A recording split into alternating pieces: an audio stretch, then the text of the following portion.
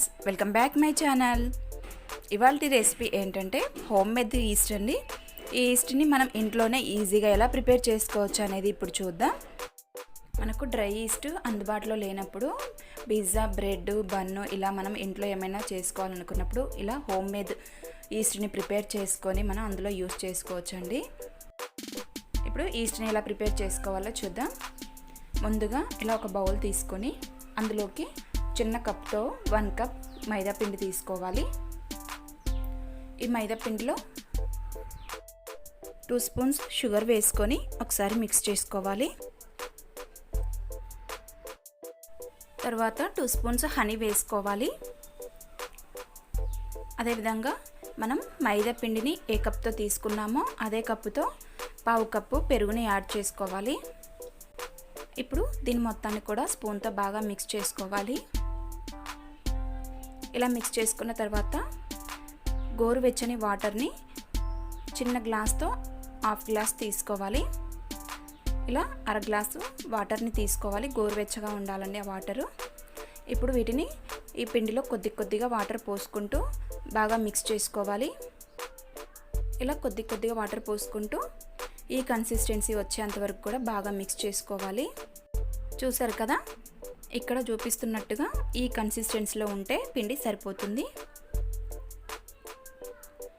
ఇప్పుడు దీనిపైన టైట్గా ఉండేలాగా ఒక మూత పెట్టుకోవాలి. ఇది వామ్ ప్లేస్లో పెట్టుకోవాలండి.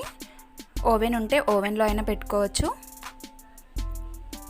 ఇలా వామ్ ప్లేస్లో పెట్టుకుంటేనే మనకి ఈస్ట్ అనేది పర్ఫెక్ట్గా రెడీ అవుతుంది. ఇలా హాట్ బాక్స్లో పెట్టుకొని పక్కన పెట్టుకోవాలి. 10-30 అవర్స్లో మనకి ఈస్ట్ అనేది రెడీ అవుతుంది. వామ్ ప్లేస్లో ఎక్కడైనా పెట్టుకోవచ్చు. వెదర్ కూల్ని బట్టి, టెంపరేచర్ని బట్టి ఇది వామ్ ప్లేస్లో పెట్టుకోవాలి. 10 అవర్స్ తర్వాత ఈస్ట్ ఎలా ఉందనేది చూద్దాం. నేను ఓవర్ నైట్ అంతా ఇలా పక్కన పెట్టి ఉంచాను. నెక్స్ట్ డే మార్నింగ్కి ఈస్ట్ అనేది ఇలా రెడీ అయింది.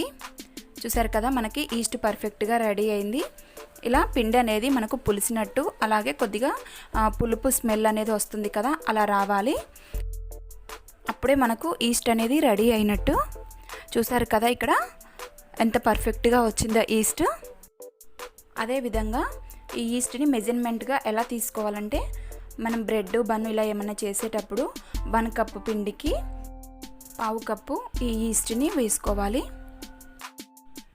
ఇలా మనకు డ్రై ఈస్ట్ అందుబాటులో లేనప్పుడు ఈ హోమ్ మేడ్ ఈస్ట్ని ఇలా ప్రిపేర్ చేసుకొని దాని ప్లేస్లో ఈ ఈస్ట్ని మనం వాడుకోవచ్చండి.